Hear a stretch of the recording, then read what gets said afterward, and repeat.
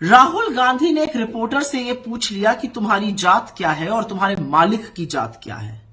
यह सवाल बिल्कुल सटीक निशाने पर लगा है, पर इस सवाल से मीडिया के जो बड़े बड़े मठाधीश हैं वो बड़े उत्तेजित, आक्रोशित और विचलित नजर आ रहे हैं। और यह सच है कि संपादक और पत्रकार वो अधिकांश सवर्ण वर्ग के थे। आज भी 2024 में एक भी संपादक मेन स्ट्रीम मीडिया का न एससी है, न एसटी है, न ओबीसी है, जबकि उनकी जनसंख्या 73% है। तो उनका प्रतिभाग कहां है, उनका रिप्रेजेंटेशन कहां है? टीवी स्टूडियो में चकाचौंध में टाई पहनकर आदिवासियों को वन में रहने की हिदायत देने वाले लोग, उनको कोयला चोर घोषित कर देने वाले लोग, ये बनेंगे शोषितों, दलितों, वंचितों, आदिवासियों, अल्पसंख्यकों की आवाज। राहुल गांधी ने एक रिपोर्टर से यह पूछ लिया कि तुम्हारी जात क्या है और तुम्हारे मालिक की जात क्या है। यह सवाल बिल्कुल सटीक निशाने पर लगा है, पर इस सवाल से मीडिया के जो बड़े बड़े मठाधीश हैं वो बड़े उत्तेजित, आक्रोशित और विचलित नजर आ रहे हैं।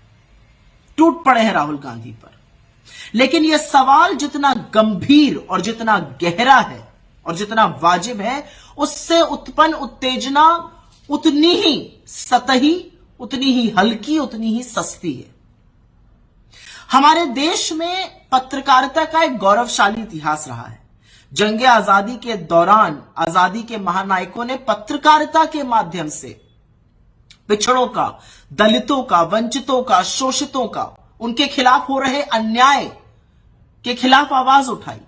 गांधी जी ने तो अपने अखबार का नाम ही हरिजन रखा था। तब पत्रकारिता व्यवसाय नहीं थी। आजादी आई, पत्रकारिता का व्यवसायीकरण हुआ। और यह सच है कि संपादक और पत्रकार अधिकांश एक ही वर्ग से आने लगे। वो अधिकांश सवर्ण वर्ग के थे और जो उनके मालिक थे वो अधिकांश वैश्य थे। उठाकर देख लीजिए किसी भी बड़े मीडिया हाउस को। आज भी 2024 में एक भी संपादक मेन स्ट्रीम मीडिया का न एससी है, न एसटी है, न ओबीसी है, जबकि उनकी जनसंख्या 73% है। तो उनका प्रतिभाग कहां है, उनका रिप्रेजेंटेशन कहां है? यही सवाल तो राहुल गांधी जी ने उठाने की कोशिश की है। इसी सवाल का तो जवाब वो आपसे मांग रहे हैं। बजाय इसका जवाब देने की कि इन लोगों का 73% का रिप्रेजेंटेशन कहां है, राहुल गांधी पर टूट पड़ना इसका जवाब नहीं है, उस पर बरगलाना इसका जवाब नहीं है। और क्या ये लोग उन लोगों की आवाज बन सकते हैं? क्या ये समझ सकते हैं उनकी पीड़ा? टीवी स्टूडियो में बैठ के ज्ञान देना बहुत आसान है, चले जाइए गांव देहात। आज की तारीख में भी एक ब्राह्मण और ठाकुर को बाबा और बाबू कहा जाता है, और कोई दलित पिछड़े वर्ग का आज भी आपके सामने कुर्सी पर बैठने से अचकचाता है, उसके लिए बेंच लगाई जाती है, अलग बर्तन में खाना दिया जाता है। क्या ये उन दलितों की आवाज बन सकते हैं जो दलित बस्ती तक सीमित है? क्या ये उस दर्द को समझ सकते हैं? टीवी स्टूडियो में चकाचौंध में टाई पहनकर आदिवासियों को वन में रहने की हिदायत देने वाले लोग, उनको कोयला चोर घोषित कर देने वाले लोग, ये बनेंगे शोषितों, दलितों, वंचितों, आदिवासियों, अल्पसंख्यकों की आवाज? नहीं बन सकते हैं। लेकिन असलियत यह है, और यह असलियत बयां करनी जरूरी है, कि राहुल गांधी ने जब मुख्य धारा के मीडिया से सवाल पूछा तो उनकी बेचैनी स्वाभाविक है। पिछले 10 साल से मीडिया जो है वो अपना कर्तव्य भूल चुका है, सवाल नहीं पूछता, उनकी जो विश्वसनीयता है वो शून्य पर है। तो राहुल गांधी जी जब धराशायी लोकतंत्र के चौथे स्तंभ के मलबे पर खड़े होकर दहाड़ते हैं कि तुम्हारे इस पूरे मायाजाल में आम जन की आवाज कहां है, तो यह बेचैनी स्वाभाविक है। यह बेचैनी स्वाभाविक है और एक डर भी है।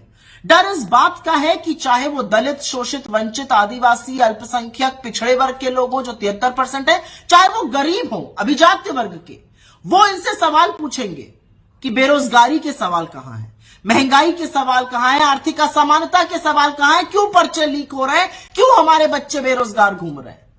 इनको डर है कि अगर उन्होंने अपने मुद्दों पर वैकल्पिक मीडिया को ढूंढ लिया तो इनके प्रचार प्रसार का क्या होगा, इनके कारोबार का क्या होगा। इसीलिए राहुल गांधी जी का जो सवाल है वो सटीक है, क्योंकि सामाजिक चेतना से ही सामाजिक न्याय आएगा, और न्याय तो आकर रहेगा, आप कितने भी आक्रोशित हो जाइए। लेकिन उस झूठे आक्रोश, उस झूठी उत्तेजना, उस टेबल पटकने में एक सवाल का जवाब देते जाइएगा, आपकी टीम में कितने दलित, कितने पिछड़े और कितने आदिवासी हैं। नेशनल दस्तक की आपसे गुजारिश है कि अगर इसको बचाना चाहते हैं तो नेशनल दस्तक को सब्सक्राइब करने के लिए रेड कलर के सब्सक्राइब बटन को दबाएं, फिर बेल आइकन की घंटी दबाएं। नेशनल दस्तक को बचाने के लिए बहुत जरूरी है कि हर खबर को शेयर करें, लाइक करें, कमेंट जरूर करें।